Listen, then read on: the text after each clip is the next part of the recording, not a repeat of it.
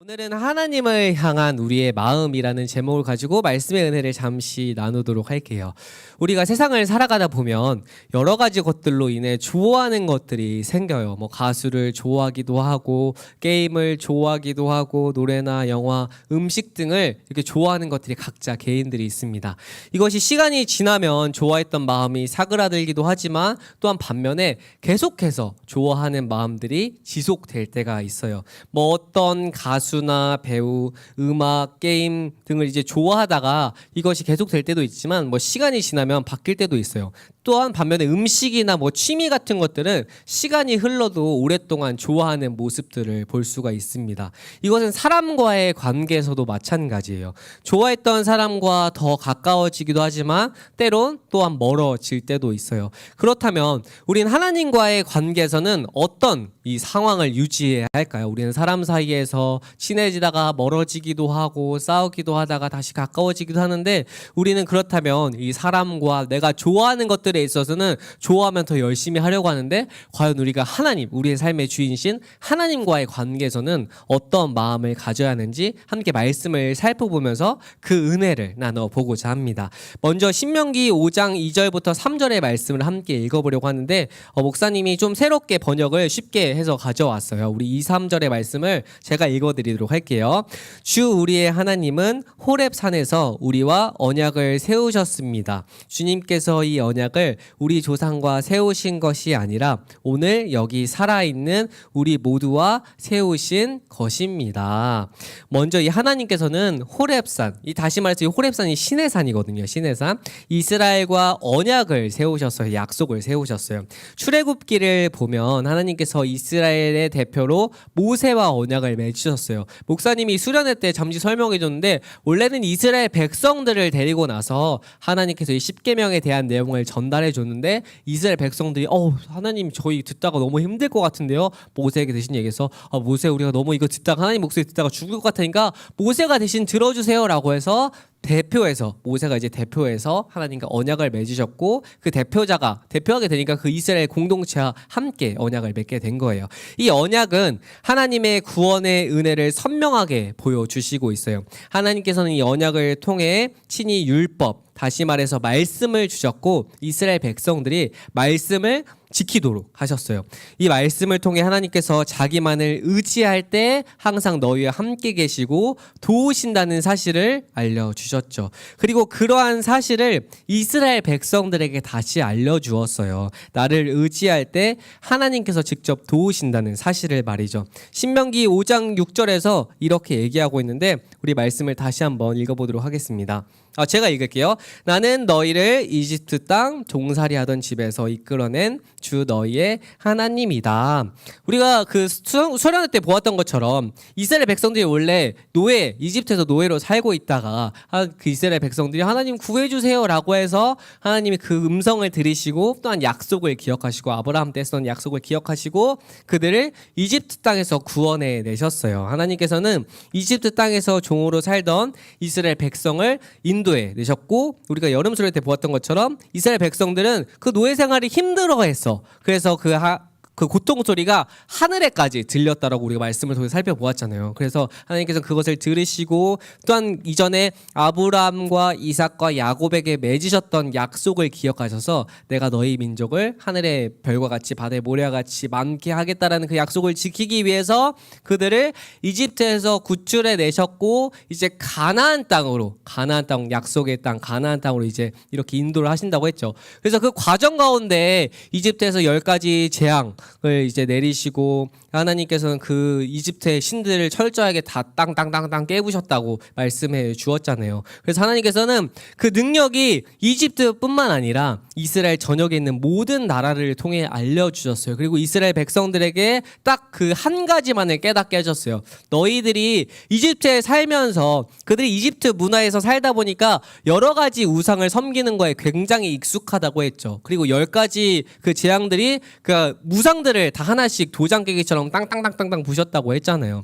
이스라엘 백성들은 이집트에서 살다 보니까 다른 신들을 섬기는 거에서 굉장히 익숙했고 신을 많이 믿으면 자기의 삶이 더 윤택해지고 복을 받는다라고 생각했어요. 그래서 그들이 갈팡질팡 세상에서 어떤 것을 의지해야 될지 모르니까 내가 하나님을 의지하면서도 다른 것을 의지하면 더 좋지 않을까라는 이 안일한 생각을 깨부시기 위해서 이집트에 10가지 재앙을 내리신 거고, 그리고 하나님께서는 그것을 통해서 너희가 바라봐야 할 것은 다른 게 필요 없어. 세상을 바라보지 않아도 돼. 왜? 내가 이 창조주 하나님이시고 너희의 구원자 하나님이시기 때문에 너희가 나만을 바라보면 된다라는 그 사실을 알려주기 위해서 하나님께서 이스라엘의 하나님, 우리의 하나님, 나의 하나님이 되어주셨다라고 해서 그것을 알려주기 위해서 이스라엘 백성들에게 이 10계명을 알려주셨어요. 하나님은 이 10계명을 통해서 자기를 어떻게 사랑해야 하고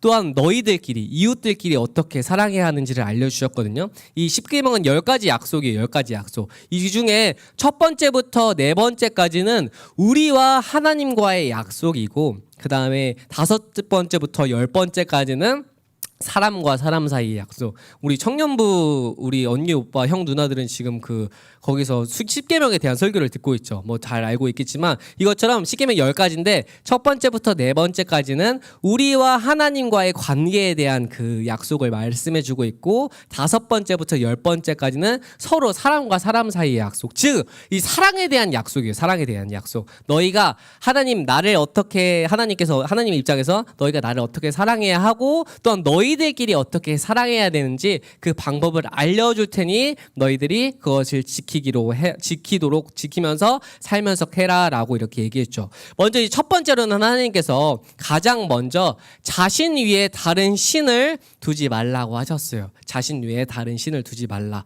그러니까 아까 말했던 것처럼 이집트 백성들이나 오늘날 우리나 똑같아요. 왜냐하면 이집트 때 당시에 신들이 굉장히 많았다고 했잖아요. 오늘날에도 우리가 하나님이 아닌 것들을 믿는 게 그것이 우상이고 신이라고 목사님이 수련 때 설명을 했죠. 이것처럼 우리가 하나님을 믿고 있지만 다른 것을 믿는 거. 예를 들어서 목사님도 이제 목사님이 청년부일 때 그 청년부 중에 이런 친구들이 있어서 기독교 동아리도 목사님 기독교 동아리를 하지 않았고 목사님이 축구 동아리를 했었는데 그 중에 이제 기독교인 친구들이 있었는데 커플들이 생기면 그렇게 타로 카페를 가더라고요. 그때가 좀 타로 카페가 이렇게 유행할 때인데 타로 카페를 그렇게 많이 가요. 왜냐면 교회를 다니면서도 우리 앞으로의 관계가 어떻게 잘 살 수 있을지에 대해서 그걸 되게 궁금해 하더라고요. 그래서 그걸 갔다 와서 나한테도 얘기해줘. 야 대호야, 너 타로 카페 가봤어? 이때 나는 안 가는데. 근데 친구들이 대학교 다닐 때 목사님이 신학과였는데 목사님이 신학과인지는 그때 몰랐어요. 왜냐면 목사님이 좀 신학생처럼 생기지가 않았어가지고 축구를 하는데 그래서 물어보더라고. 근데 신학과니까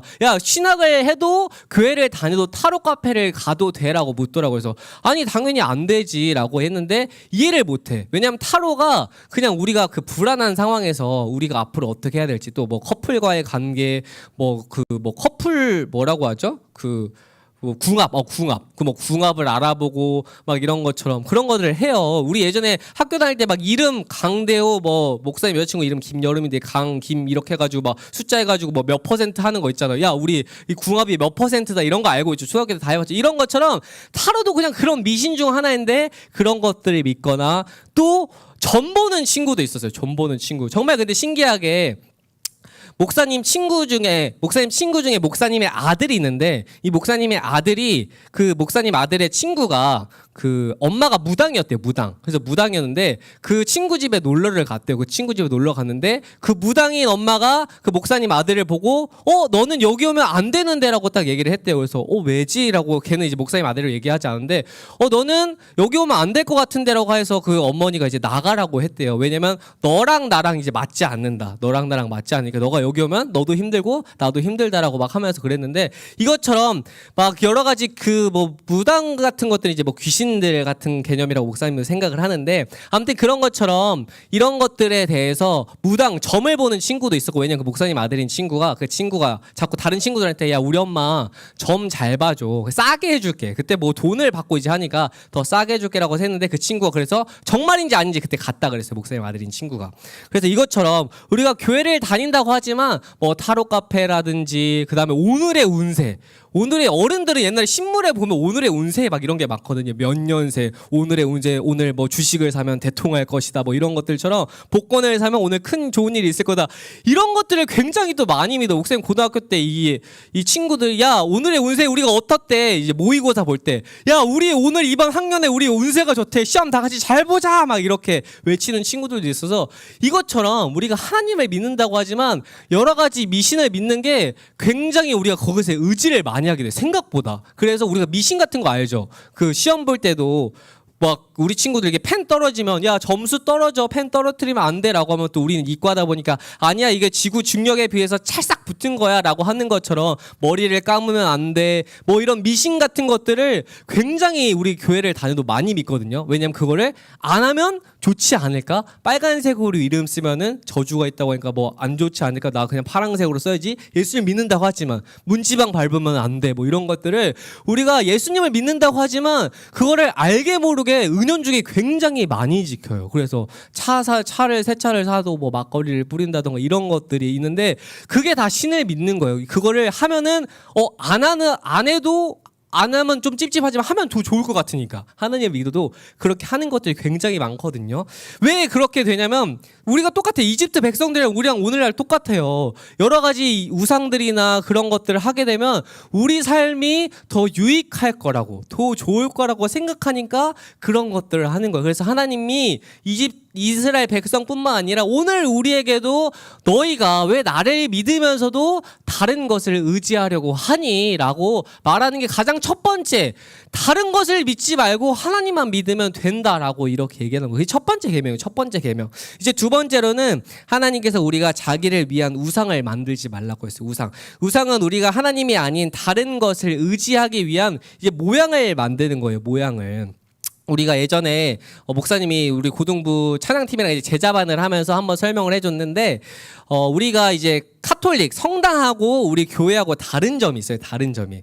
이제 성당을 딱 이제 들어가 보면, 우리 친구들이 들어가 봤는지 모르겠는데 성당을 들어가 보면 여러 가지 조형물들이 굉장히 많아요. 그래서 성당은, 교회도 성당 건물도 굉장히 좀 예쁘잖아요. 예쁘고 조형물들도 많고 사진들도 많고 이런 것들이 있는데, 그 조형물들이 다 우상 같은 거예요. 성모 마리아상, 그런 것도 이제 카톨릭이 돈 받고 다 팔거든요. 그래서 팔아서 그것을 집에 두면 그 하나님의 은혜가 임한다. 그래서 이제 십자가에 보면은 그 성당에서 누가 달려있냐면 예수님이 달려있어요. 십자가에. 그래서 이 카톨릭 그 성당 다니는 사람들은 집에 십자가가 있는데 예수님이 달려있어요. 목사님이 이전에 이제 군대 갔을 때, 목사님은 기독교인이잖아요. 목사님도 군대에 있을 때는 믿음이 좀 약했던 것 같아. 그래서 목사님이 이제 교회 다니면, 교회를 딱 가면, 훈련소 때 교회를 가면 십자가를 주거든요. 십자가. 근데 기독교에서 주는 십자가는 그냥 십자가 모양인데, 이 성당 가는 친구들은 성당 그 기독교에 예수님이 이렇게 달려있는 거예요. 예수님이. 그래서 목사님 갔을 때 그게 너무 멋있어 보였어. 예수님이 있는 게. 그래서 그 목사님이 이제 훈련소 끝나고 나서 자대를 받고 이제 1병 때쯤에 있는데, 목사님 후임에 이제 이등병이 들어왔는데, 그 친구가 성당 다니는 친구였는데 그 군번줄 십자가에 예수님이 달려있는 거예요. 그래서 목사님 그거 보고 너무 멋있어서, 야 그거 나랑 바꾸자라고 해서 내가 바꿨어. 내가 그 예수님 달린 십자가를 내가 목에 맸고 그 친구한테는 그냥 아무것도 없는 것을 줬어. 근데 목사님 그때 왜 바꿨냐면, 예수님이 달려있다고 보이는 게 너무 멋있는 거야. 그리고 그게 나를 지켜줄 거라는 생각이 들어서. 근데 그게 우상이야. 우상. 그게 우상이에요. 예수님이 그런 형체를 왜 만들지 말라고 했냐면, 그 형체가 있으면 마치 그게 마치 예수님처럼 보이기도 해요. 그래서 카톨릭 같은데 이제 예수님 형상이 있으면 거기에 갑자기 예수님의 뭐 형상이 있다, 목이 땅 잘리면 우리 예수님 목이 잘리셨어 하면서 막 슬퍼하는 것들. 왜냐면 그 형상을 만들어 놓으면 마치 거기에 예수님이 깃든 것처럼 보이거든요. 그래서 우상을 만드는 게 그래서 좋지 않기 때문에 예수님이 우상을 만들지 말라라고 해서, 좁은 의미로는 이제 형상을 만들지 말라는 거고, 넓은 의미에서는 나 외에 다른 것들을 섬기지 말라. 그래서 첫 번째랑 비슷하죠. 나 외에 다른 신이나 다른 우상들은 하나님 외에 다른 것들을 좋아하는 게 우상이라고 했죠. 이런 것들처럼 이게 형상이 있으면 거기에 우리가 심취해요. 그래서 예수님의 형상이나 성모 마리아 형상이 만약에 집에 있으면 그것에 먼지가 끼면 닦아주고, 우리 예수님 깨끗해야 된대 하면서 오히려 그 예수님을 바라보기보단 그 형상을 바라보면서 거기에 예수님이 깃들었다고 생각하는 잘못된 믿음으로 갈 수 있어서, 하나님이 그래서 우상을 만들지 말라고 않고 했고, 그래서 우리 기독교에서는 그런 형체가 없다. 왜냐하면 종교개혁을 일으킬 때 카톨릭에서 잘못된 것들을 거기서 이거는 옳지 않다, 성경적으로 옳지 않다 해가서, 그래서 우리 기독교에는 그냥 십자가에 십자가 모양만 있다. 예수님은 달려있지 않고 뭐 마리아상도 없고 그런 것들이 없다. 그래서 카톨릭은 뭐 바울 형상, 뭐 사진 이런 게 다 있어요. 그런 것들. 우리가 없는 이유는 그거예요. 그거. 그래서 그렇게 알고 있으면 되고, 우상을 만들지 말라는 건 그거였어요. 그리고 세 번째로는 하나님의 이름을 이제 망령되이 일컫지 말라라고 하셨는데, 이걸 이제 쉽게 설명해서 이게 뭐냐면, 우리가 이 예수님을 이제 믿는다고 하지만 세상 가운데 똑같이 죄 짓고 사는 걸 말해요. 이게 쉽게 설명해서, 우리가 기독교인이야. 저 예수님 믿어요. 저 그리스도인이에요. 라고 하면서, 근데 사람들이, 그리스도인들이 뭐 신호 위반하고 똑같이 죄 짓고 하는 모습들 보면, 야, 교회 다니는 사람들이 더 이기적이고 더 나쁘다니까 하는 것들이 내 이름을 망령되이 일컫지 말라. 그러니까 우리가 그리스도인으로서 세상 가운데 저 주님 믿어요 라고 하면은, 면서 이 세상에 나가면 술 마시고 똑같이 담배 피고, 괜찮아, 이런 것도 괜찮아. 그리고 죄를 범하는 것들에 대해서 얘가 예수님을 믿는다고 하지만 오히려 나로 인해서 예수 그리스도인들이 욕먹는 게 내 이름을 망령되이 일컫지 말라는 것입니다. 그리고 네 번째로는 이제 안식일, 하나님을 예배하라라고 하셨는데, 우리의 삶의 주인이 하나님임을 기억하라고 해서 네 번째는 안식일을 거룩히 지키라라고 하는데, 안식일에 대한 자세한 내용들은 우리가 다음 주에 배울 거예요. 다음 주에 배울 건데, 쉽게 설명하자면, 안식일은 하나님께서 이제 세상을 창조하실 때 총 며칠을 창조하셨냐면, 첫째 날부터 여섯째 날까지 창조하시고 일곱째 날에 쉬었어요. 그래서 우리가 일주일로 이제 지키는 거죠. 일주일로 지키는데, 이 유대인들은 안식일을 언제 지키냐면, 쉬는 날을 언제 지키냐면, 금요일 저녁에 이제 해가 지는 것부터 시작해서 금요일 토요일까지 해가 지는 것으로 해서 이제 지키는데, 그날 이제 하나님을 예배하거든요.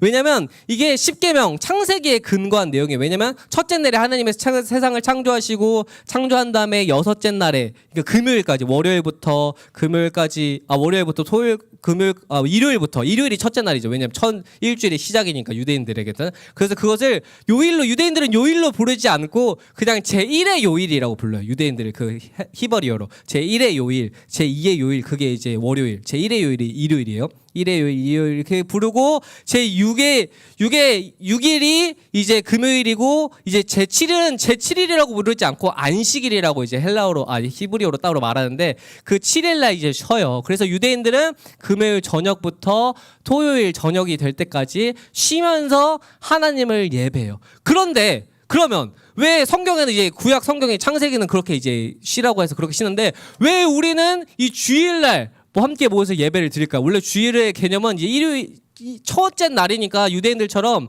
창조한 날이었기 때문에 우리도 원래 토요일 날 예배를 드려야 돼요. 그래서 안식일교라고 해서 제7일의 안식일교라고 또 있는데, 그들은 토요일 날 예배를 하거든요. 왜냐면 그렇게 성경적인 이 창세기 개념으로 봤을 때 토요일이 예배하는 날이니까. 근데 왜 우리는 그 첫째 날인 한 주의 첫째 날에는 왜 주일에 예배를 드릴까요?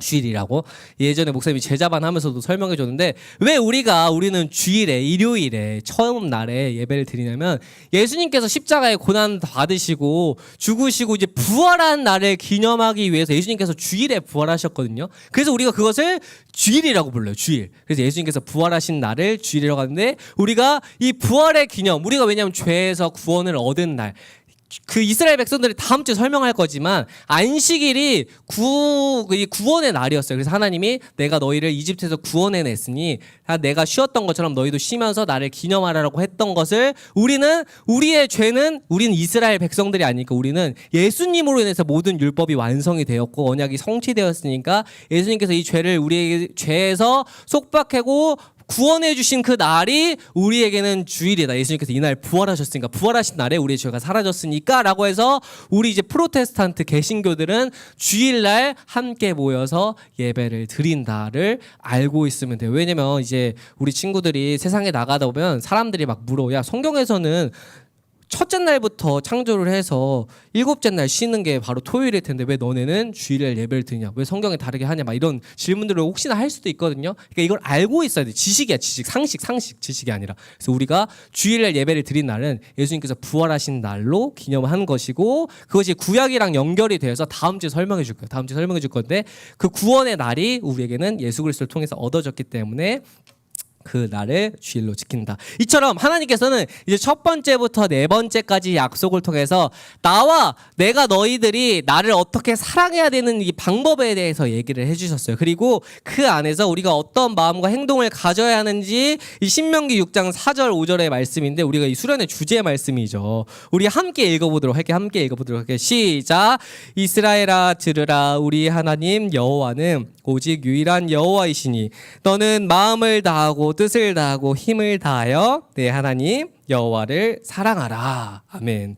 하나님께서는 자신만을 이렇게 보라고, 자신만을 보고 사랑하라고 말씀하셨어요.